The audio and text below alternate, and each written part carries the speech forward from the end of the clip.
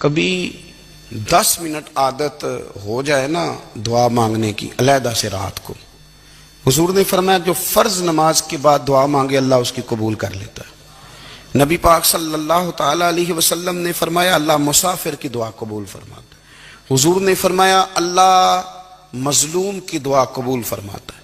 حضور نے فرمایا بیمار سے دعا کراؤ اللہ اس کی دعا قبول فرماتا ہے۔ میرے نبی پاک نے فرمایا ماں باپ جب بھی اولاد کے لیے ہاتھ اٹھائیں، ویسے تے بلے شاہ تو آسمانی اڑ دیا ہی پھڑ دیں، جڑا گھر بیٹھا انہوں بڑھیا ہی نہیں۔ حضور فرمانے لگے ماں باپ جب بھی اولاد کے لیے دعا فرمائیں اللہ ان کی دعا کو قبول کرتا ہے۔ آپ اپنا تعلق بنائیں، دعا کے ساتھ، عبادت کے ساتھ، مصلی کے ساتھ رشتہ بنائیں، استغفار پڑھیں۔ صلاح الدین ایوبی صلیبی جنگوں میں تھے، رات کو مسجد اقصی میں نماز پڑھی تو پریشان تھے۔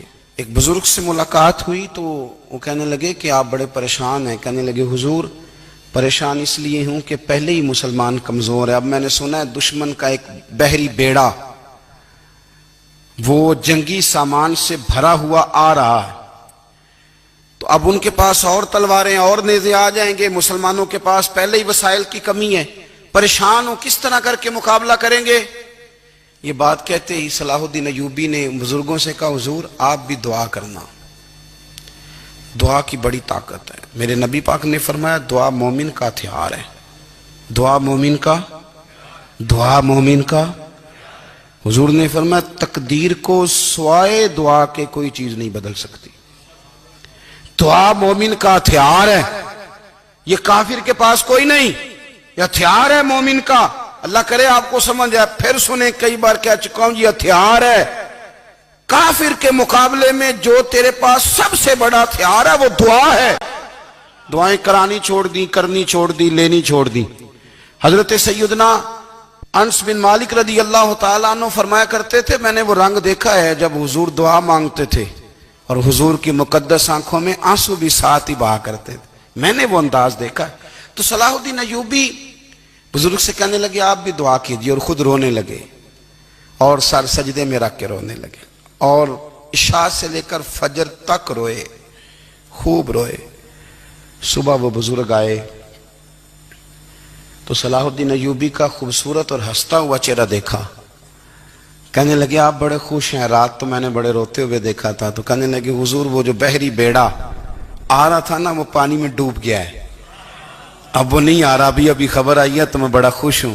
بزرگ کہنے لگے اٹھ سینے سے لگ اور سن ایک بات، وہ بحری بیڑا پانی میں نہیں ڈوبا، وہ تیرے آنسوؤں میں ڈوب گیا ہے۔ وہ جو تو رات رویا ہے نا رب کریم کی بارگاہ میں تو وہ ڈوب گیا ہے۔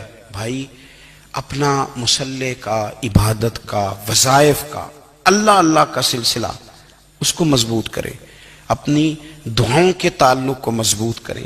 دعائیں بڑے انقلاب برپا کر دیتی ہیں۔ ہم تھوڑے نا جب سے خشک ہوئے ہیں نا، خشک، اور میری تو جماعت ہی صوفیاء کی جماعت تھی، ہم تو داتا علی اجمیری کی جماعت سے، ہم تو خواجہ اجمیری کی جماعت سے، ہم تو شیخ احمد فاروق سرہندی کی جماعت سے، ہم تو صوفیاء کی جماعت۔ ہماری جماعت نے بھی وہ تعلق جو ہمارے بزرگوں نے بنایا تھا۔ بزرگ اللہ کے قریب کیسے جاتا ہے؟ ہمارے یہاں نا بہت سارے لوگ کہتے ہیں جی نظر ہو گئی تو کام ہو گیا۔ بھئی جو بخاری مسلم میں طریقہ ہے نا اللہ کا قرب پانے کا وہ تو نفل ہے۔ نبی کریم علیہ السلام نے فرمایا بندہ نفلوں کے ذریعے رب کے قریب جاتا ہے، اور اتنا قریب جاتا ہے کہ پھر اللہ اس کی زبان بن جاتا ہے، اللہ اس کی آنکھیں بن جاتا ہے، کان بن جاتا ہے، ہاتھ اور پیر بن جاتا ہے۔ تو یہ تو عبادت ہے، یہ تو اللہ کی بارگاہ کی حاضری ہے جو آپ کو اللہ کے قریب کرے گی۔ تو نماز کو اہمیت دے کے ادا کریں، نمازیں موبائل بند کر کے ادا کریں۔ لیکن نا کچھ لوگ کہتے ہیں مجھے ٹائم نہیں ملتا نماز کا، تو میں کہتا ہوں یہ آپ نے بڑی جرت کی بات کی ہے۔ مجھے کو میرا پیر بھائی کہہ دینا میرے پاس ٹائم نہیں آپ کو ملنے کا، تو میں کہتا ہوں آج کے بعد آنا ہی نہ۔ میں تو کیا سمجھتا ہے، تو بہت بڑا آدمی ہے، تیرے پاس ٹائم نہیں ہے اور ہمیں ملنے کا ٹائم، موج کر۔ تو آپ نے اللہ رسول کو کہہ دیا ٹائم نہیں، اور عجیب فلسفہ ہے نا، کہا جائے نماز